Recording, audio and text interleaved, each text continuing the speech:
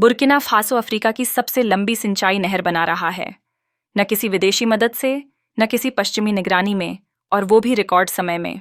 न कोई कर्ज, न कोई सलाहकार, सिर्फ सीमेंट, पानी और राष्ट्रीय इच्छा शक्ति। लेकिन ये अब क्यों हो रहा है? पानी अचानक बुर्किना फासो की स्वतंत्रता की लड़ाई का केंद्र क्यों बन गया है? और कैसे एक बांध ने उस परियोजना को जन्म दिया जिसे महाद्वीप की सबसे साहसी ढांचागत पहल कहा जा रहा है?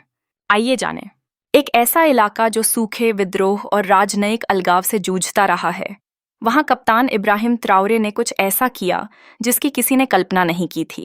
उन्होंने युद्ध की घोषणा की, लेकिन ये युद्ध बंदूक या टैंकों से नहीं लड़ा गया। यह युद्ध पानी से छेड़ा गया था। दशकों से बुर्किना फासो की सबसे बड़ी कमजोरी उसकी सेना नहीं, बल्कि उसकी जमीन थी। जमीन जो संभावनाओं से भरपूर थी, लेकिन बारिश ने उसका साथ छोड़ दिया था और सत्ता में बैठे लोग उसे नजरअंदाज करते रहे। पूरे गांव गरीबी में ढह गए, न इसलिए कि उनमें मेहनत की कमी थी, बल्कि इसलिए कि उनके पास वो नहीं था जो सबसे जरूरी था, विश्वसनीय, साल भर उपलब्ध पानी। और जब कोई राष्ट्र खुद को खिला नहीं सकता, तब उसकी संप्रभुता सिर्फ कागजों में ही होती है। वो असल में किसी की डोर से बंधा रहता है। ट्राओरे ने युद्ध क्षेत्र को अलग नजर से देखा। उन्होंने समझा कि असली हथियार बंदूक नहीं, जल नियंत्रण है। अगर आप पानी नियंत्रित कर सकते हैं तो आप जीवन नियंत्रित कर सकते हैं, और अगर आप अपना खाना खुद उगा सकते हैं तो आप अपनी किस्मत खुद तय कर सकते हैं। उन्होंने वो समझ लिया था जिसे उपनिवेशवादियों और बाद के शासकों ने दशकों तक नजरअंदाज किया। सच्ची आज़ादी की राह सिंचाई की नालियों से होकर जाती है, न कि सम्मेलनों की मेज से। इसका समय भी संयोग नहीं था। साहिल क्षेत्र में जलवायु संकट तेजी से बढ़ रहे थे और हर साल बुर्किना फासो को भुखमरी की कगार पर ला खड़ा करते थे। लेकिन पहले की तरह आपातकालीन मदद मांगने के बजाय ट्राओरे ने इस चक्र को तोड़ने का फैसला किया। उन्होंने प्रतिक्रिया नहीं दी, उन्होंने निर्माण शुरू किया। वो जानते थे कि जितनी देर करेंगे उतना ही ज्यादा देश खाद्य सहायता पर निर्भर हो जाएगा, और विदेशी शक्तियों के पास उन्हें दबाने के और ज्यादा साधन होंगे। यही वो बात थी जो बाहरी दुनिया नहीं समझ सकी। पानी पर ध्यान केंद्रित करके ट्राओरे ने केवल एक कृषि परियोजना शुरू नहीं की, उन्होंने एक प्रतिरोध रणनीति शुरू की। ऐसी रणनीति जिसमें बुर्किना फासो को फिर कभी गेहूं के बोरे के लिए झुकना न पड़े या अनाज के कर्ज के लिए हाथ फैलाना न पड़े। एक ऐसी योजना जिसमें पानी अब बादलों की मर्जी से नहीं, नहरों के जरिए चलेगा। यह केवल खेती की समस्या हल करने की बात नहीं थी, यह उस व्यवस्था को खत्म करने की कोशिश थी जिसने भूख को एक लाभकारी व्यापार बना दिया था। तो आखिर पानी क्यों? क्योंकि पानी सबको बराबर करता है। उसे आपकी क्रेडिट स्कोर, जीडीपी रैंकिंग या आईएमएफ कर्ज की परवाह नहीं। अगर आप उसे नियंत्रित कर लें, उसकी दिशा तय कर सकें, तो आप रेगिस्तान को अनाज के खेत में और गांव को आर्थिक इंजन में बदल सकते हैं। लेकिन पानी खुद नहीं बहता, उसे रास्ता चाहिए। ऐसा रास्ता जो उसे उन जमीनों तक ले जाए जिन्हें दुनिया ने भुला दिया। यहीं से क्रांति का अगला चरण शुरू होता है। ट्राओरे केवल पानी का प्रवाह नहीं चाहते थे, वो इसे निर्देशित करना, बढ़ाना और जनता की सेवा में एक हथियार बनाना चाहते थे। गुलूरे बेसिन से पानी की पहली धाराएं निकलीं, लेकिन ये धाराएं किसी निजी मेगा फार्म की तरफ नहीं जा रही थीं, न ही विदेशी बाजारों की तरफ, बल्कि वो बह रही थीं एक ऐसी जमीन की ओर जिसे दशकों से सूखाग्रस्त, निवेशहीन और योजनाविहीन समझा गया था। बामा मैदानों की ओर। वो जमीन जो कभी प्यास से फट गई थी, अब उसी जमीन को चुना गया था पुनर्जागरण की पहली पंक्ति के रूप में। क्योंकि अगर ट्राओरे बामा को हरा भरा कर पाते, अगर वे इस कठिन भूभाग पर सिंचाई की धमनियां बिछा पाते, तो कुछ भी असंभव नहीं लगता। न खाद्य सुरक्षा, न आर्थिक पुनरुत्थान, यहां तक कि अफ्रीकी कृषि की संप्रभुता भी नहीं। रणनीति स्पष्ट थी, पानी से जंजीरें तोड़ो, सिंचाई से परनिर्भरता को दफन करो, और बदलाव की शुरुआत करो सबसे बगावती तरीके से, सूखी जमीन को आत्मनिर्भरता का हरा सबूत बना दो। अब जब युद्ध शुरू हो चुका था, सवाल यह नहीं था कि पानी खेल को बदल सकता है या नहीं, सवाल था हम इसे कितनी जल्दी बहा सकते हैं। और यही सवाल हमें अगले युद्ध क्षेत्र की ओर ले जाता है, बामा नहर। वह जमीन जहां विचार व्यवहार में बदलते हैं, जहां सपने या तो सूखते हैं या बहते हैं। कप्तान इब्राहिम ट्राओरे ने बामा मैदान को इसलिए नहीं चुना क्योंकि वह आसान था, बल्कि इसलिए चुना क्योंकि वह सबसे कठिन था। सालों तक बामा एक भूला बिसरा कृषि क्षेत्र रहा, जहां मिट्टी तो उपजाऊ थी, लेकिन पानी का नामो निशान नहीं था। हर पिछली सरकार ने विकास का वादा किया, लेकिन दिया सिर्फ सूखा। यह जमीन एक प्रतीक बन गई थी कि बुर्किना फासो क्या हो सकता है अगर वह प्राकृतिक क्रूरता और नेतृत्व की उपेक्षा से आजाद हो जाए। इसलिए जब गुलूरे डैम पूरा हुआ और पानी काबू में आ गया, ट्राओरे ने बिना देर किए बामा की ओर पहला प्रवाह मोड़ दिया। क्योंकि यह जगह सुविधाजनक नहीं थी, बल्कि भावनात्मक रूप से सबसे महत्वपूर्ण थी। अगर वे बामा को हरा भरा बना सकते तो साबित कर सकते थे कि अफ्रीका के सबसे उपेक्षित कोने भी सही नेतृत्व और सोच के साथ उठ सकते हैं। और इसी सोच से बामा नेहरा का जन्म हुआ। कोई कल्पना नहीं, बल्कि जमीन पर उतरी एक बगावती क्रिया। यह नहर हॉय प्रांत की उपजाऊ जमीन से गुजरते हुए 1260 हेक्टेयर धान के खेतों और 70 हेक्टेयर सब्जी की जमीन को सींचती है। अब ये क्षेत्र केवल संभावनाओं की कल्पना नहीं है, बल्कि हकीकत बन चुके हैं। और यह तो सिर्फ शुरुआत है। 200 हेक्टेयर से ज्यादा अतिरिक्त जमीन पहले से तैयार है, मशीनों और मजदूरों का इंतजार कर रही है। लेकिन इस नहर को क्रांतिकारी बनाता है इसका निर्माण तरीका। न कोई विदेशी ठेकेदार, न महंगे सलाहकार, न चमचमाते दस्ताने पहने हुए इंजीनियर जो रिबन काटने आते हैं। बामा नहर अब बुर्किनाबे द्वारा बुर्किनाबे के लिए बनाई जा रही है। मशीनें स्थानीय हैं, पसीना स्थानीय है, जरूरत भी पूरी तरह स्थानीय है। राष्ट्रपति त्राओरे ने सिर्फ परियोजना की घोषणा नहीं की, बल्कि इसे एक टाइमर पर डाल दिया।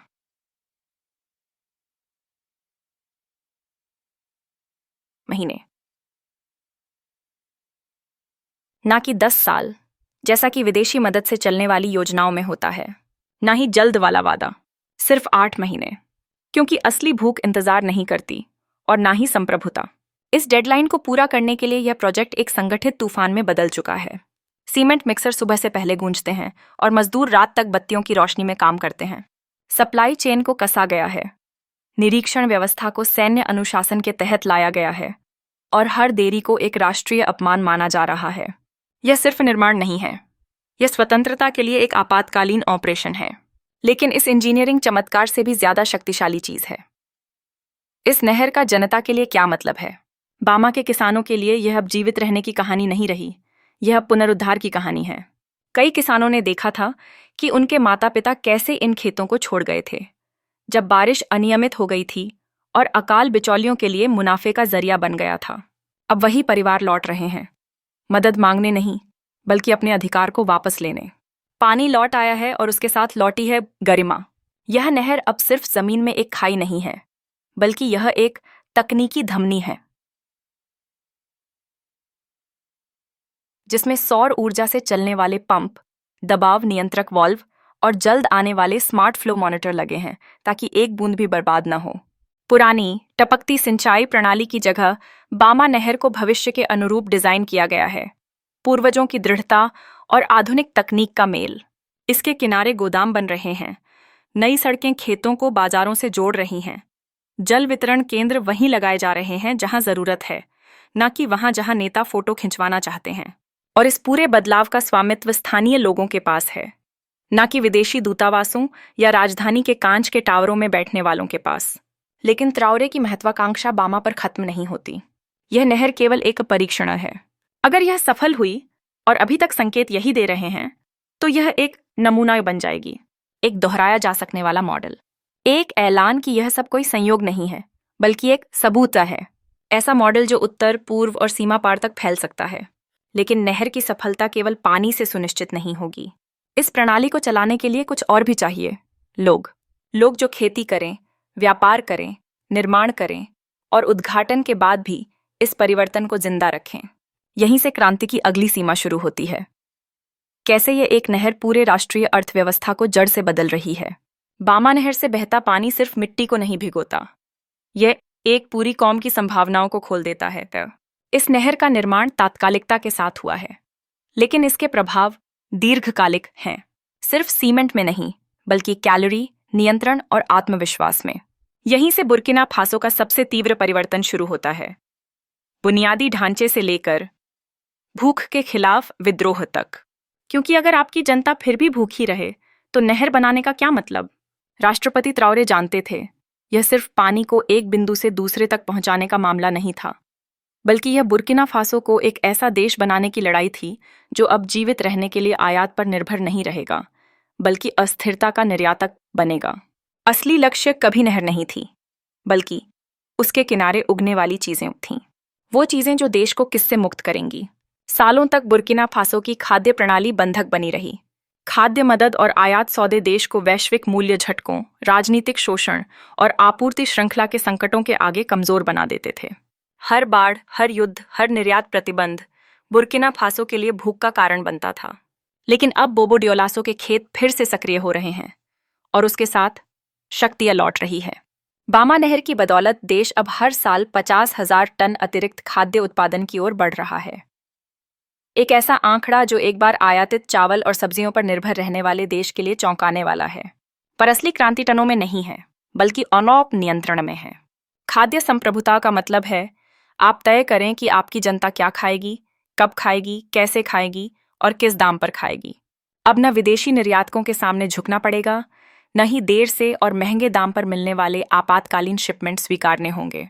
अब आप अपने दाम तय कर सकते हैं, वही उगा सकते हैं जो आपकी संस्कृति को चाहिए, और ऐसा भोजन अस्वीकार कर सकते हैं जो शर्तों के साथ आता है। इस सोच ने ट्राओरे की सरकार में एक नीति परिवर्तन को जन्म दिया है, जिसमें कृषि को अब केवल जीविका नहीं बल्कि उनका राष्ट्रीय सुरक्षा का स्तंभ माना जा रहा है।